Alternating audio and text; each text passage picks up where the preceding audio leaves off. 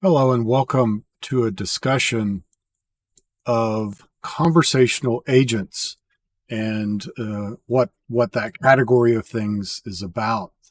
As a refresher, AI has a long history with the concept of agents. The basic idea of an agent is someone that is acting on your behalf. You can think of it that way, or someone's behalf. Inside of the AI world, agents typically are around observing an environment, either in a direct way or a passive way, and then doing stuff to interact with that environment based upon information. One of the common ways or common types of conversational agents are chatbots. So the conversational part means that you're interacting with them likely through some form of text interaction and human or text speech, basically. So they're talking to you. That's likely going through a conversion from speech to text to whatever the agent does, then back as a response that likely may be some form of text with then the response coming back as speech.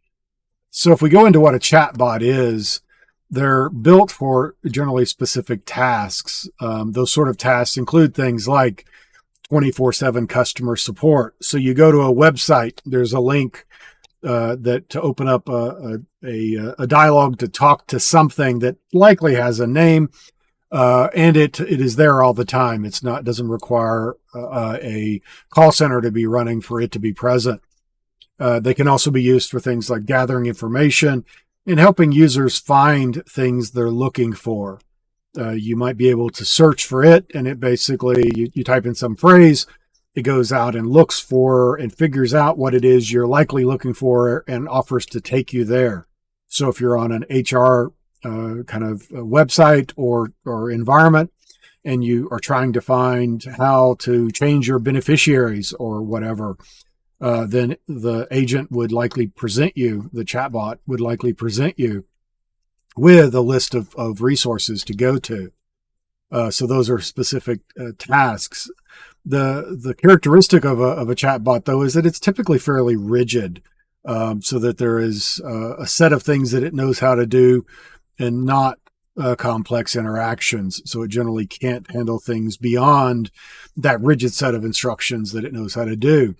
The conversations or the flows that chatbot can handle are very well defined. It may even be something similar to what you've interacted with on the phone, where you call into an organization, so your credit card company, and you're presented with a series of choices of what you would like to do, and the last of which is to speak to a person, or it may not even be present in the list. So that's likely a chatbot, though it could be moving into something more intelligent over time. Then moving on to that, what is a more intelligent thing? It's these virtual assistants as a good example. So we've all likely interacted with them. You think of your things like Google Assistants, Alexa, Siri, and so on. They are pervasive in our environments these days, probably on your phone. You can wake it up with a phrase and then tell it something you would like to do, potentially even triggering a collection of activities. So the idea of a virtual assistant is to help you with the daily stuff you deal with.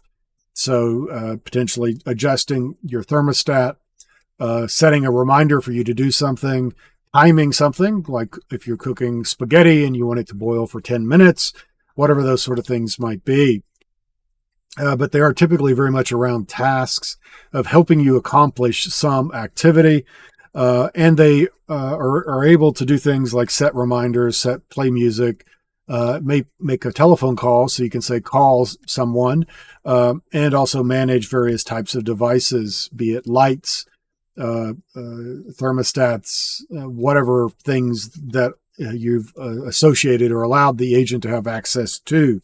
They can be very personalized. You can pick the voice. You can potentially determine an accent, the gender of the voice, and so on. They seem more human-like, and that can be good and bad from an HCI perspective. It's good in that it may give for a more fluid sort of experience. It can be bad in that you may trust it more so than you should, because it seems to be like a human.